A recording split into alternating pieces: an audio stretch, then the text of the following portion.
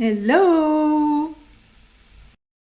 Bonjour, nous sommes aujourd'hui le 21 avril 2021, 21e jour de mon challenge.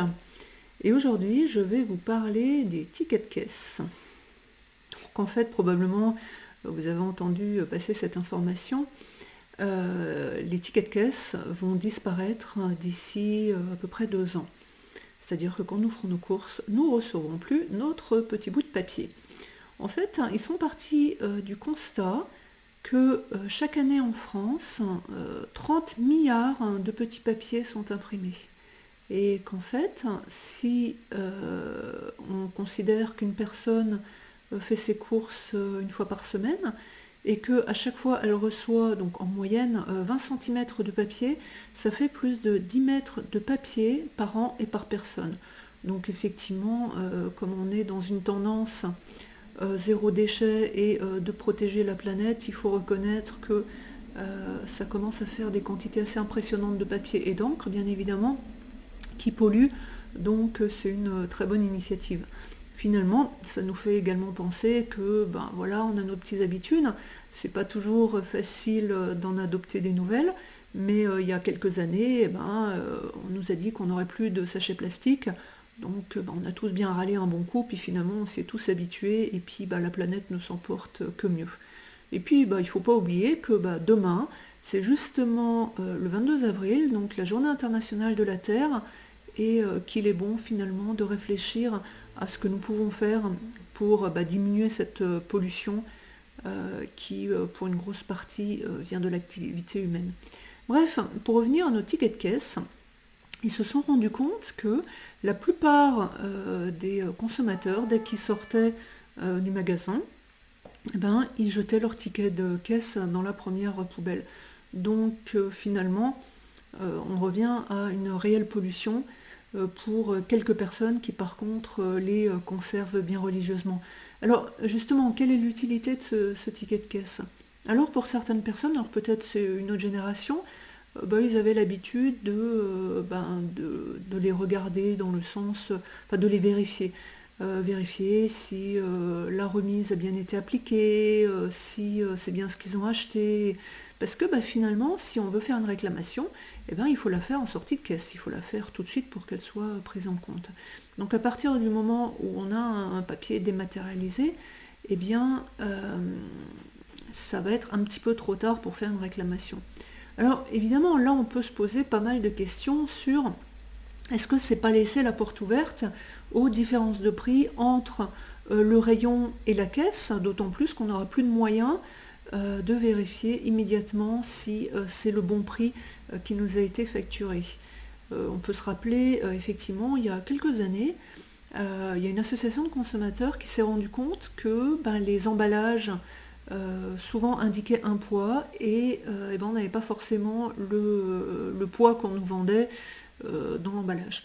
Bref, effectivement, ça peut être la porte ouverte à certaines dérives. Maintenant, on peut évidemment que saluer l'initiative, puisqu'on va faire des économies de papier et donc, une fois encore, diminuer la pollution et protéger la planète. Maintenant, l'autre question qu'on peut se poser, c'est que pour ceux qui vont vraiment contrôler, il y aura possibilité de recevoir son papier, son ticket de caisse sur son portable, sur notre ordinateur, de façon dématérialisée. Ce qui sous-entend bien évidemment qu'on a laissé notre adresse mail au commerçant, ou alors que nous avons une carte de fidélité.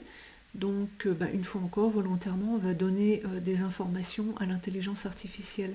Et je trouve un petit peu absolument fascinant de voir à quel point on donne volontairement un tas d'informations nous concernant. Donc là, on va dire effectivement ce qu'on mange, que l'on utilise, que tout ça, effectivement, il y a la carotte de l'autre côté, c'est pour avoir des promotions, pour avoir des offres personnalisées. Et petit à petit, l'effet boule de neige, on donne toutes les informations nous concernant à l'intelligence artificielle, que ce soit par les sites internet que nous visitons avec les cookies, que ce soit nous-mêmes des réponses que l'on peut donner volontairement, les photos que nous faisons. Et donc là, maintenant, chaque magasin aura, on va dire, un détail très très important dans le sens où c'est de la donnée personnelle, et de la donnée personnelle, ça a une valeur assez importante pour les industriels. Donc il y a le côté bien évidemment positif, puisque ça va dans le sens d'améliorer les choses, ça va dans le sens de réduire les déchets, ça va dans le sens de proposer des produits de plus en plus axés à ce que l'on veut. Maintenant, cette intelligence artificielle qui nous contrôle quelque part, elle nous enferme également dans un cadre, dans le sens où plus on va nous proposer ce que l'on veut, et moins on va justement sortir de ce cadre, sortir de ce que l'on connaît, sortir de nos habitudes, sortir, et finalement ça va être une intelligence artificielle qui va décider à notre place. Et parce que bien évidemment elle va également non seulement décider, mais elle va réfléchir à notre place.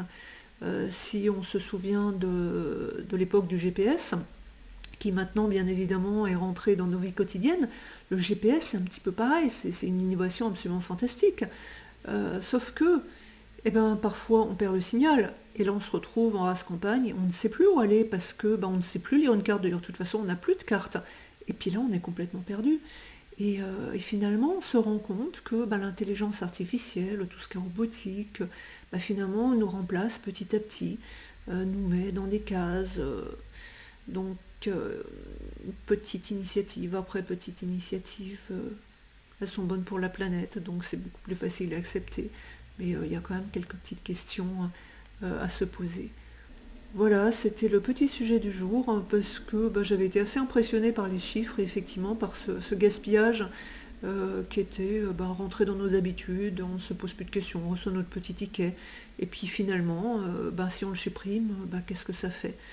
Au contraire, c'est très bien, mais quelles sont les conséquences derrière? Voilà, c'était pour la petite réflexion du jour, et je vous dis donc à demain pour un autre sujet. Merci, au revoir.